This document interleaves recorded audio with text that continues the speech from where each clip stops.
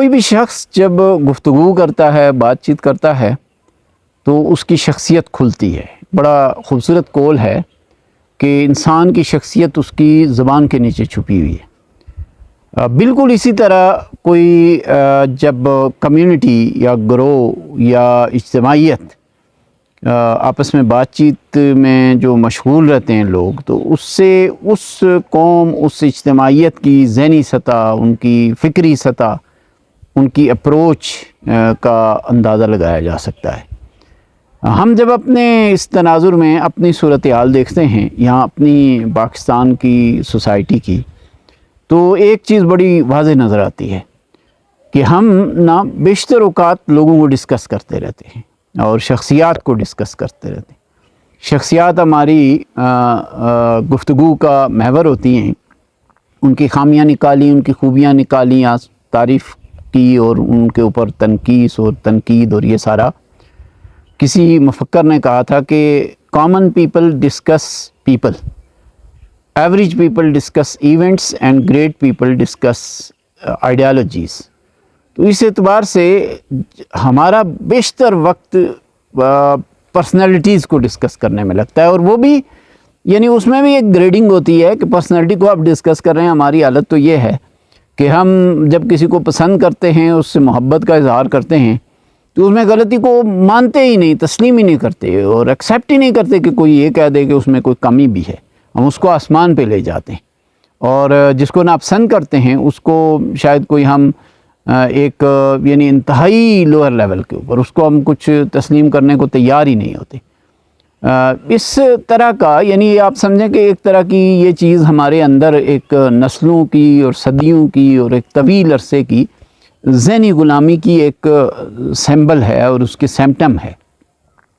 کسی شاعر نے بڑی زبردست بات کہی تھی کہ تم آسمانوں کو دیکھو اور میں تمہیں دیکھتے ہوئے دیکھوں۔ گویا کہ شخصیت میں اتنی بڑی خوبیاں ہیں، وہ کوئی اوتار ہے، وہ کوئی مافوق الفطرت ہے، وہ کوئی عظیم الشان ہے۔ جب انسان یہ کہنا شروع کرتا ہے تو اس کا مطلب ہوتا ہے میں وہاں تک نہیں پہنچ سکتا،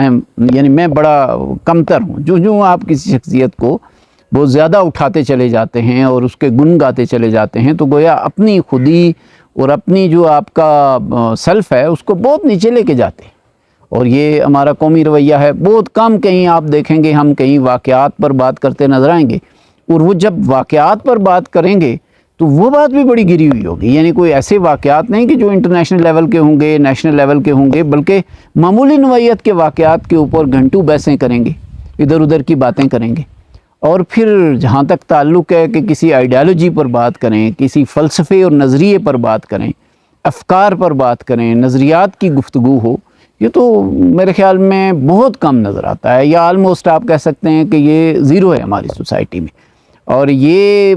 صورتحال جو ہے یہ ہماری جو سوسائٹی ہے اس کی مجموعی پکچر اور مجموعی تصویر دکھاتی ہے۔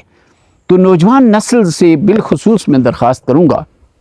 کہ درست کو درست کہنا سیکھیں، غلط کو غلط کہنا سیکھیں، شخصیات کے سحر میں گرفتار نہ ہوں، نظریات اور افکار کی بات کریں، درست اور غلط کی بات کریں، آپ رائٹ اور رانگ کی بات کریں۔ اور میں یہ نہیں کہنا چاہتا کہ کسی کو خوبی ہو تو آپ اس شخص کی تعریف نہ کریں، اس کو اپریشیٹ نہ کریں، لیکن